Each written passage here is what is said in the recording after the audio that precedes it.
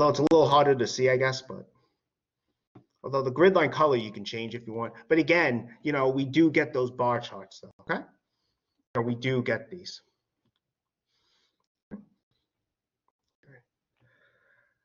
All right.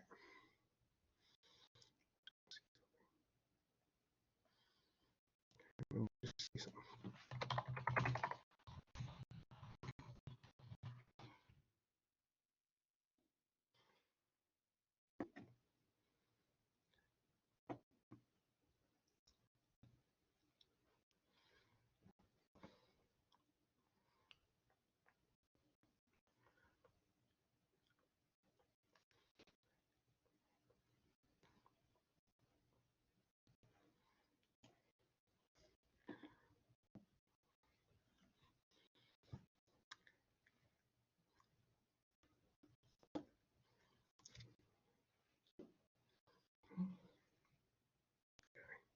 Okay, so I mean, it seems like it's making sense, but I do want people to be able to try it out on their own, give it a shot.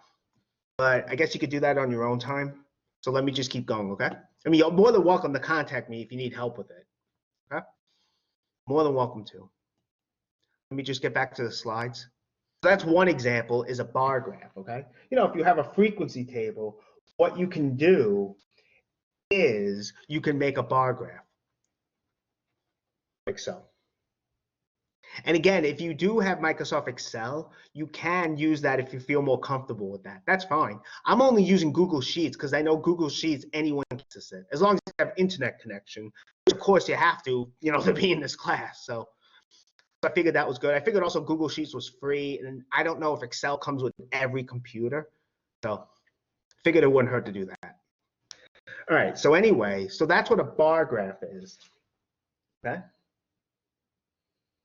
So again, you make bars like this and stuff. Now, that's not the only kind of graph, though, okay? Let's get back to the slides, and I'll show you some other fun graphs. We also have something similar to that called a Pareto chart, which if I can get to it. There we go. All right. That's what we have here. And again, this is the same one we had from before. Let me just point this out. I mean, this didn't come up when I was making it. Notice down here, actually, let me do this. At the bottom left here, we have this 0. Okay, here, let me actually draw that. Right, we have this. You want to make sure that's 0. You don't want that to start at something else. If you do, we'll see later on, if this started at something besides 0, the graph would be distorted. It would not be as accurate as it should be. I think if this started at something besides 0, the bars would all look like they're the same height, or at least look more closely to the same height. So you would be presenting information inaccurately if it was not 0. This is something I wanted to point out. All right, moving on. So we have something similar to a bar graph, and this is actually what we call a Pareto chart. The only difference is that you're ordering the categories from highest to lowest. From highest to lowest. So the bars from left to right would be decreasing in height. That's the only difference here for a Pareto chart. And I show you here how you can actually obtain one from Google Sheets. It's actually very easy to do. I mean, all you basically have to do is you just have to add an extra step with the data. You just have to organize your data here. That's really all you have to do. So you could sort that by yourself, or you can say here, sort the range here from column B, Z through A. You could do that. You have to highlight the data though, after you make the graph. So, I do go through how to do that. It's very easy. Let me actually show you how to do that though. Let me go through that example. For this one, again, let me get back to Google Sheets. Okay, let me just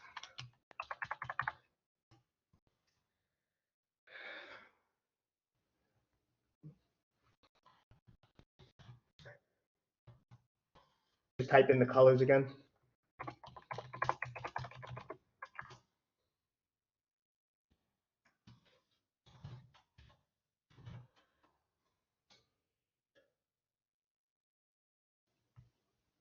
Here we go. Let me just type in the colors again.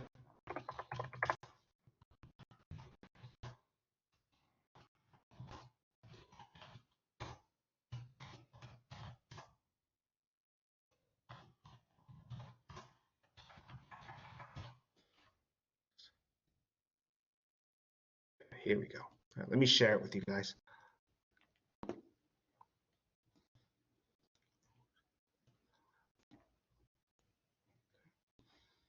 Here it comes. Oh, there it comes. So I didn't type in all the data, but I'll do it with you guys while you guys are watching this. Just so you can at least see what I'm doing. So again, we want to type in the data, the frequency table from before, basically. So let me do that. We have 25, 40, 21, 15, 18, and 17. Now, what we can do is highlight, right? And then we can go to data, and we can sort the data. Basically, that's what we're going to do is sort it. So we're going to sort it from, let me see something. Should it be column B?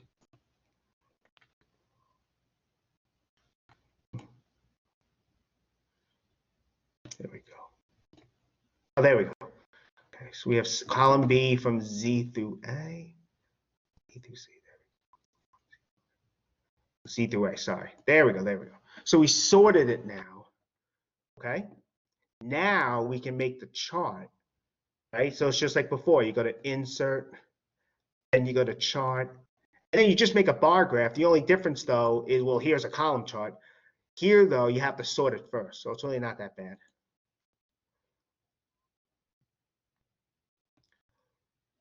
There we go. So that's what we got.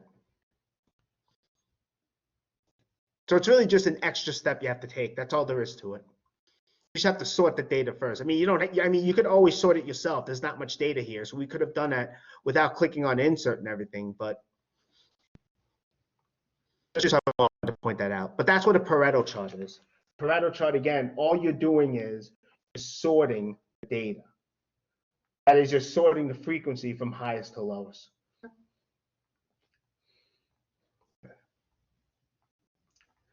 All right. Okay. Let me just stop.